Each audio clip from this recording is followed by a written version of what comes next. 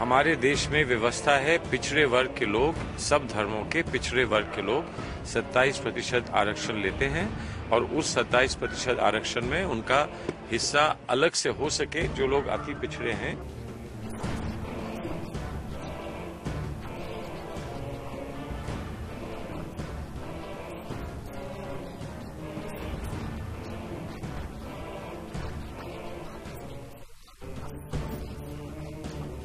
आजादी के बाद सबसे ज्यादा धोखा अगर किसी ने दिया है मुसलमान भाइयों को तो वो कांग्रेस ने।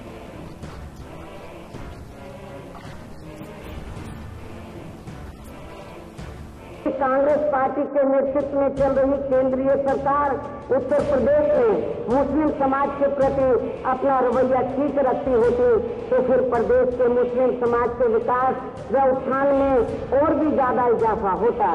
लेकिन इस मामले में भी केंद्र सरकार का रवैया ज्यादातर निराशाजनक ही रहा है कि जो यह कांग्रेस पार्टी आजादी के बाद उत्तर प्रदेश में अपने लगभग 40 वर्षों के लगातार शासनकाल में जहां प्रदेश के गरीब व बेरोजगार लोगों को रोटी रोजी के साधन उपलब्ध नहीं करा सकी है, तो ऐसी स्थिति में अब ये पार्टी 5 वर्षों में यहाँ के गरीब व बेरोजगार लोगों को रोजगार कैसे उपलब्ध करा सकती है, इस बात की तरफ भी आप लोगों को जरूर ध्यान देना चाहिए।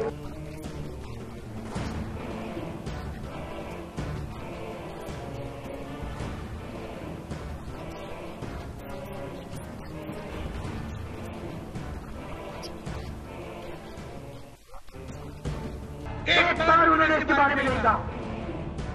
जब मुख्यमंत्री थे आरक्षण के बारे में कुछ नहीं किया।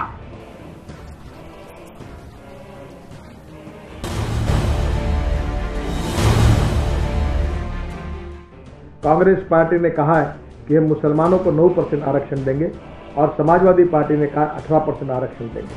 आप सबको पता है कि संविधान समिति में डॉक्टर बाबा साहेब अम्बेडकर, पंडित जवाहरलाल नेहरू, पंडित गोविंद वल्लभ पंत और डॉक्टर श्यामा प्रसाद मुखर्जी, अब्दुल कलाम आज़ाद, इन सब लोगों ने मजहब के आधार पर के आरक्षण का विरोध किया था। पर आज हमारी सरकार वोट बैंक पॉलिटिक्स के लिए फिर से एक बार हमारे समाज को तोड़ने की नीति बनाकर ये गलत नीति अपना रही है। मैं पूछना चाहता हूँ कांग्रेस पार्टी से कि सुप्रीम कोर्ट ने निर्णय दिया है 50% के ऊपर आरक्षण बन नहीं सकता, तो आप मुस्लिम समाज को 9% आरक्षण किसका काट कर देंगे, ओबीसी का या शेड्यूल कास्ट का? मैं मुलायम सिंह जी से पूछना चाहता हूँ कि आप 18% आरक्षण मुसलमानों को देना चाहते हैं, ये बताइए कि 18% किसका काटोगे, दलितों का काटोगे या ओबीसी का काटोगे?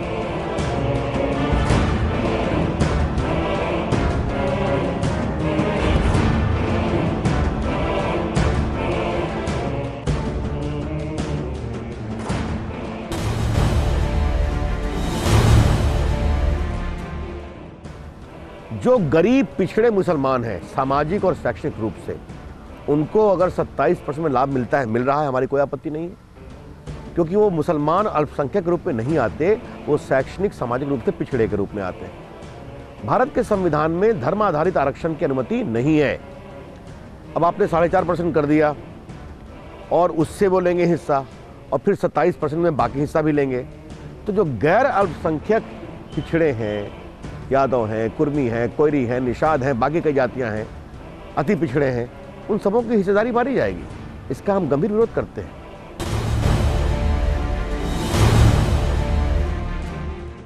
जब बाबा रामदेव ने चुनौती दी काले धन के विषय पर तब दी, और फिर जब लोकपाल के विषय पर अन्ना ने चुनौती दी, इसलिए राहुल और सोनिया को चुनौती दी। एक महत्वपूर्ण विषय पर जब पूरा देश चर्चा कर रहा है और सारी दुनिया जब लोकपाल के विषय पर नजर लगाए हुए, उस समय पर वोट बैंक की घिनौनी राजनीति का चेहरा है।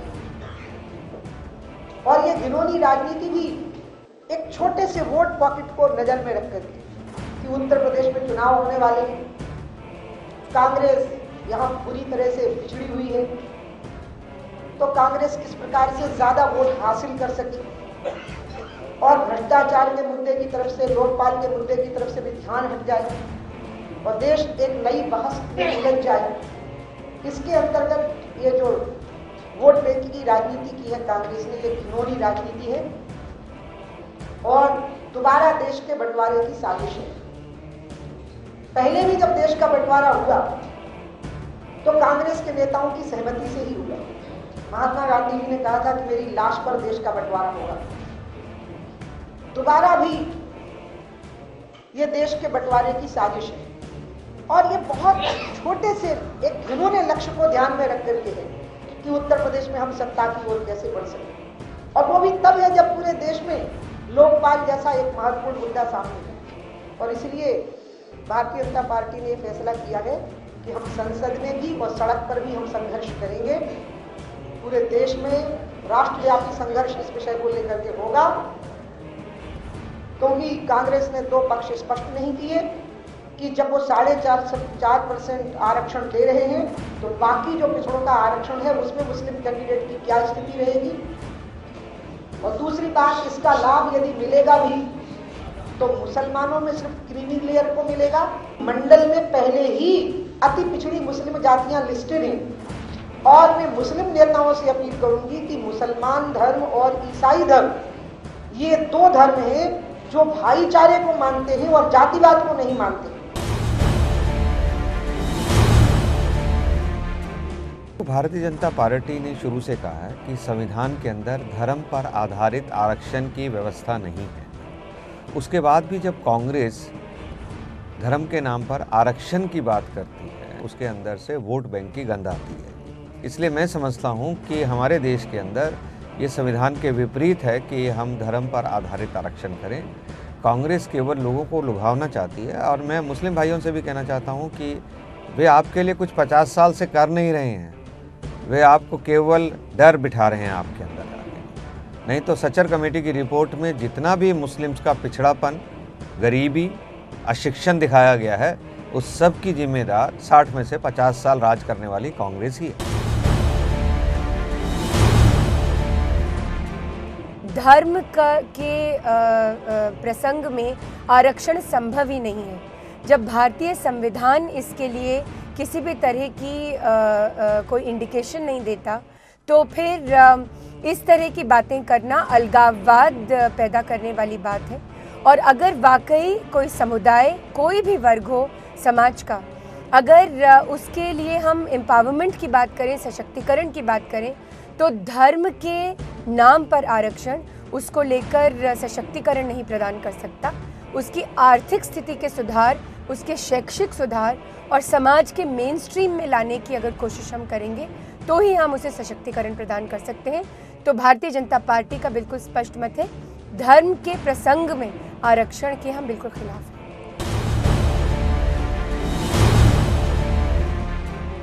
सामाजिक वर्ग और श्रेणियां इस समाज के अंदर है, चाहे वह अनुसूचित जाति हो, चाहे अनुसूचित जनजाति हो, चाहे शैक्षणिक और सामाजिक रूप से पिछड़ा वर्ग हो और चाहे कमज़ोर वर्ग हो, सबके लिए संविधान के अंतर्गत प्रावधान निश्चित किए गए हैं।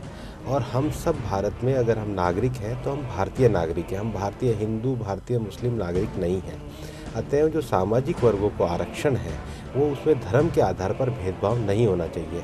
और भारत का इतिहास इस बात का साक्षी रहा है कि सबसे पहले मुस्लिम लीग ने धर्म के आधार पर रिप्रेजेंटेशन की जो बात आज़ादी के समय में करी, उसका परिणाम हम ये देख चुके हैं कि देश धर्म के आधार पर दो टुकड़ों में बंट गया था। और इसलिए देश को धर्म किसी भी व्यक्ति की मूल मान्यताओं को, आस्था, पूजा और विश्वास और अभिव्यक्ति की स्वतंत्रता होती है, वे आरक्षण का आधार नहीं हो सकता है। विशेष रूप से सामाजिक और आर्थिक रूप से पिछड़े वर्ग के जो लोग हैं वो सब एक श्रेणी के अंतर्गत आते हैं। इसको धर्म के आधार पर विभाजित करना इस देश की में विभेदकारी नीति है। ये कांग्रेस की अल्पसंख्यक तुष्टीकरण की नीति है। हमारी पार्टी इसका विरोध करती है।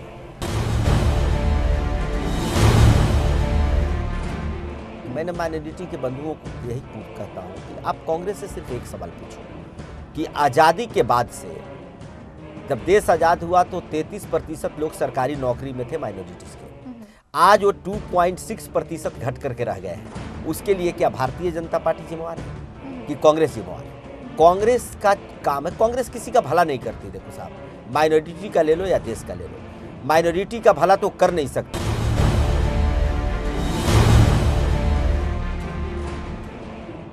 रिलीजन बेस पे रिजर्वेशन देना चाहिए कि नहीं देना चाहिए, तो मैं इस बात से बिल्कुल इत्तेफाक नहीं करता हूँ, बिल्कुल अग्री नहीं करता हूँ क्योंकि आज़ादी के बाद रिजर्वेशन पे ही सारी पॉलिटिक्स चली है और आज तक चल रही है। अगर लगभग देखें तो मेरे ख्याल से अब तक 60-62 साल हो गए आज़ादी को हमारे, लेकिन कुछ फ़र्क नज़र नहीं आया आज तक कि लोगों सोसाइटी में या किसी चीज़ में आम आदमी कोई फ़र्क नहीं आया। तो रिलीजन बेस पे अगर हम रिजर्वेशन दे रहे हैं तो बिल्कुल मेरी तरफ से गलत है, मेरी समझ से, और मैं इस बात से बिल्कुल इत्तेफाक नहीं, क्योंकि अगर हम आम आदमी की बात करें तो रिजर्वेशन अगर दिया जाता है ओबीसी या SC ST कोटे के थ्रू, तो मेरे बताने की ज़रूरत नहीं है, ये सारी दुनिया जानती है कि एक से एक बड़े बड़े ओहदे पे लोग बैठे हुए हैं जो SC ST OBC कैटेगरी में आते हैं किसी तरह के रिजर्वेशन के, और उनके बच्चों को उसका फ़ायदा मिल रहा है, उनको फ़ायदा मिल रहा है। लेकिन अगर हम बात करें एक आम आदमी की जो बड़ी जाति से है, एक ब्राह्मण है या एक बहुत बड़ी जाति से राजपूत है, लेकिन उसके पास पैसे नहीं है, तो वो आज भी उसकी फैमिली भूखे मर रही है, कोई उसके लिए कोई आगे कुछ स्कोप नहीं दिख रहा है, सिर्फ इसलिए कि उसके पास रिजर्वेशन नहीं है।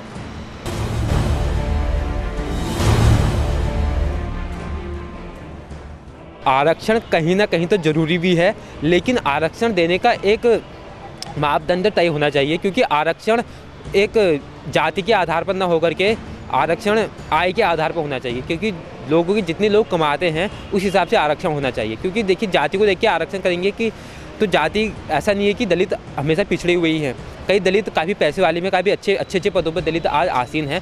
तो ये देख के नहीं कि दलित है इसलिए आरक्षण ना दिया जाए, इसलिए ये देख के आरक्षण दिया जाए कि उसकी आय, उसके बैकग्राउंड क्या है, अर्थव्यवस्था कैसी है उस व्यक्ति की।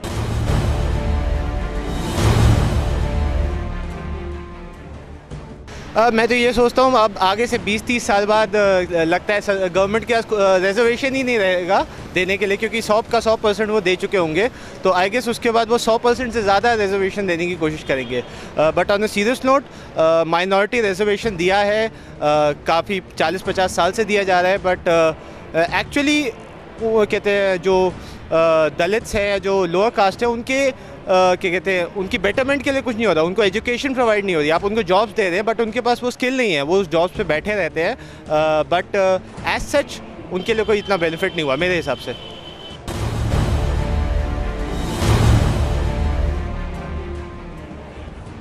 आरक्षण से सबसे पहले तो यही है कि हम युवा ही प्रभावित होंगे, क्योंकि एजुकेशन में आरक्षण या हर चीज़ में आरक्षण ये सबसे गलत है, और ख़ासकर मज़हब के नाम पर आरक्षण देना गलत है।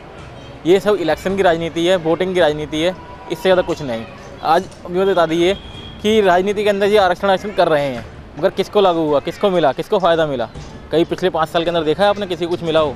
ये सिर्फ बातें राजनीति के टाइम पर ही होती हैं, जब वो क्या कहते हैं इलेक्शन आता है तभी बातें होती हैं, उससे पहले बातें नहीं होती। जब इलेक्शन का 1 महीना रह जाता है तब सारे मुर्दे उखाड़े जाते हैं और बताया जाता है कि हम ये देंगे, ये देंगे, पर जैसे ही इलेक्शन पार होता है सब भूल जाते हैं।